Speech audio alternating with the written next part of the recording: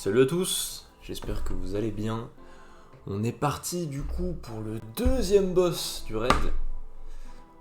Le premier assez simple, le deuxième beaucoup plus technique avec 3 phases. Moi j'ai kiffé ce boss, donc écoutez, je vais pas vous embêter avec ma grosse tête plus longtemps et on va partir dessus. Let's go.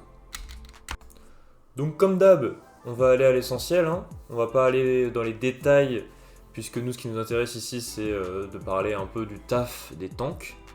Mais petit résumé quand même rapide.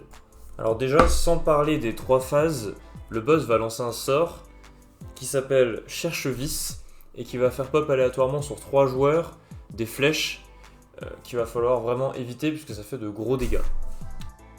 Ensuite, pour la première phase, on a donc Margor qui est avec Altimor. Et ce qu'il faut retenir, c'est qu'il lance un sort qui s'appelle Fente Vicieuse qui crée un cercle autour d'une personne.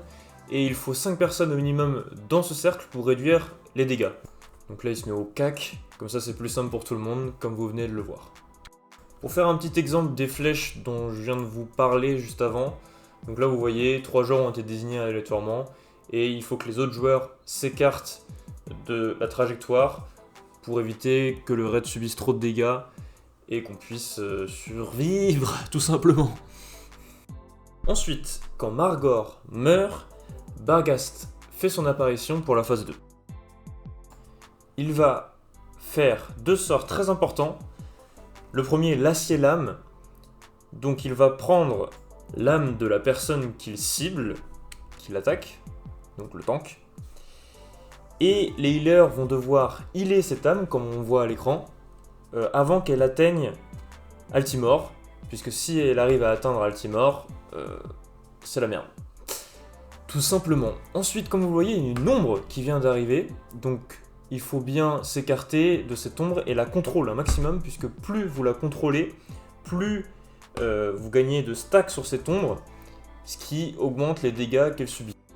Et au bout de 20 stacks, tout le monde la focus, elle crève rapidement, et tout le monde est content.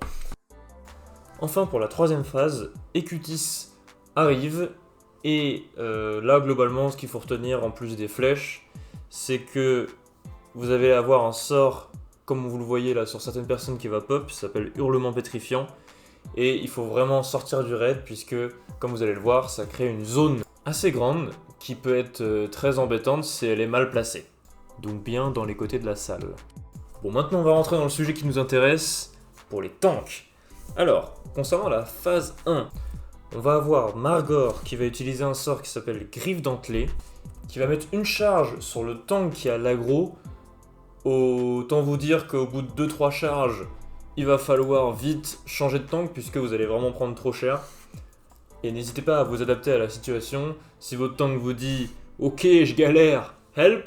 reprenez l'aggro même si vous êtes qu'à 2 charges. On n'est pas forcément obligé d'attendre 3 charges. 2 charges, on peut tourner à chaque fois à 2 charges, ça se fait aussi.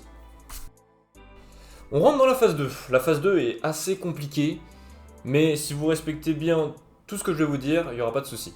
Donc, n'hésitez pas à bien éloigner les 2 boss. Donc là, moi, je m'occupe de Barghast.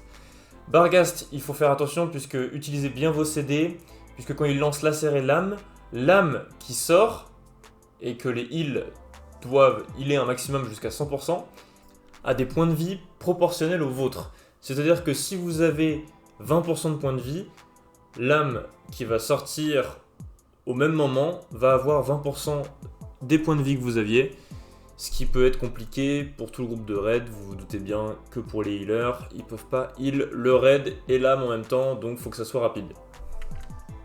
Faites donc bien en sorte d'utiliser vos CD pour rester assez haut en vie quand le sort pop. Attention à bien éloigner Barghast de son ombre, puisque si vous êtes trop près de l'ombre, certains sorts pourront la toucher et enlever les contrôles qu'il y a sur elle. Donc faites attention. On arrive maintenant à la troisième phase, donc attention toujours à bien finir les adds de la phase 2 avant de focus le nouveau add qui s'appelle Ecutis dans cette troisième phase. Alors qu'est-ce qu'il a de particulier pour les tanks? Alors comme vous le voyez là, il a 3, 4, ça monte encore. En fait c'est des charges de pierre écrasante qui augmentent ses dégâts. Donc il faut faire vraiment très attention puisque quand il a trop de charge, il va juste vous défoncer. Et pour enlever les charges, il va falloir le faire déplacer en sachant que il va perdre ses charges mais faire des dégâts à tout le raid. Donc il va falloir vraiment jouer entre le déplacer mais pas trop vite pour pas que tout le raid prenne trop cher. Bon, en normal mode ça va, vous pouvez vous permettre de le déplacer assez souvent comme je le fais, puisque les dégâts que le raid vont subir sont pas énormes. Là où vous voyez, souvent ils conseillent de faire monter à 7 à 10 stacks avant de le faire déplacer. Moi à 4, je fais toujours un peu déplacer. Si vous voulez pas trop vous prendre la tête, vous pouvez faire comme moi, puisque les dégâts seront pas énormes. Et comme ça vous permettra de toujours garder un peu une rythmique de déplacement. Et franchement, cette phase ne pose pas trop de problème une fois qu'on a compris un peu cette mécanique. Bon bah écoutez, c'est fini pour ce tuto tank. Ce boss est pour moi assez compliqué. On est obligé de vraiment connaître bien les mécaniques avant de pouvoir le faire tomber. Mais en tout cas un boss très cool qui nous a fait un petit peu galérer. Mais franchement ça valait le coup puisque les mécaniques de ce boss, à mon sens, sont vraiment très très sympas. Allez, moi je vous laisse et on se retrouve bientôt pour un nouveau tuto sur le 3ème boss du raid. Tchuss!